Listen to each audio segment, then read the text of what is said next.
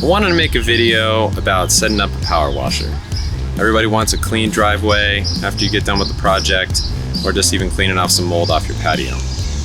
Interesting part is if you want to get a good power washer, a lot of times you go towards a Honda engine, which I highly recommend. One interesting thing that they have done to the Honda engines is make a safety mechanism where if you check the oil in an incorrect way, well, if it's too low, the engine's not going to start. So this is a new thing that Honda did, I guess a couple years ago, according to my small engine repair guy at our local store here. This is a Simpson 3700 PSI power washer. It's going to have 2 oil ports with it. This is the important part. Check the oil without screwing it into the threads. That's going to give you your depth. So you're going to want that about a 1/4 inch on the dipstick. That's how you know you had enough oil. That sensor should be covered and your power washer should start. Be careful with those threads. It's an aluminum block with plastic threads, so just don't thread them the wrong way. After you check your oil, make sure your on button's on. Go to your choke. You want to, while you're over here, just make sure that spark plug cover is on the spark plug right. Look at that. It looks like there's some numbers from the instruction manuals if you're into reading instruction manuals or just watching YouTube. Well, if you're watching YouTube, now you know how to do it. So this is your choke. That's going to go the full choke, right? So as soon as this thing starts, you're just going to simply come over and ease over just a little bit more until it's at full throttle. This is your fuel, right? So you're going to want this on, just like that arrow. You want that all the way over the right. So it's going to look like that in your startup position. This is your throttle right above your fuel and your choke. This will just give the engine more RPMs or less RPMs. Turtle, less RPMs. Your little bunny rabbit there, more RPMs.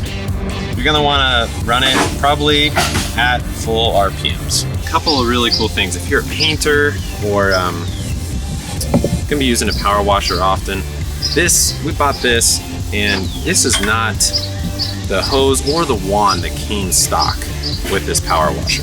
What I really like, it's a little hard to find, found it on Amazon.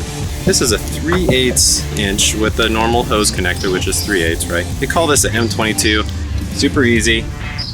This is gonna be able to connect to the nozzles, the MPT nozzles, right? So if you're gonna be pressure washing a lot, it's just a great addition to have your power washer as a rubber hose with some quick disconnects. You're gonna wanna prime the pump, right? So this is the engine. This is your water pump. That's gonna create the pressure. So I have the water on, and we're just gonna pull your wand to full throttle.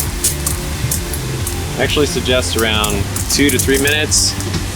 I don't know how you'd have the patience to do that for 2 to 3 minutes, but you're gonna be okay with just 15 to 20 seconds in my opinion.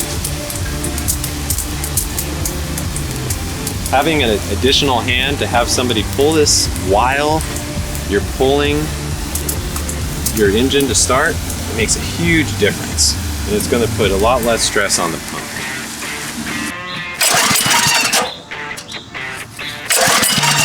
It's not gonna go.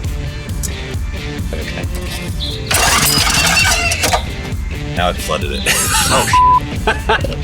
It's an interesting thing that has happened. We're trying to get a shot of adjusting the choke, right? So if you have it over here and your engine floods, how do you know when your engine floods? It actually smells like fuel, right? It's being caught in the carburetor. So when you smell fuel and it's not starting, you're getting frustrated, just let it be. Then you're more than likely your engine is already reached a temperature where it doesn't need a choke. So you're gonna wanna turn that choke off and then try it again. Come back 10 minutes, your engine should start.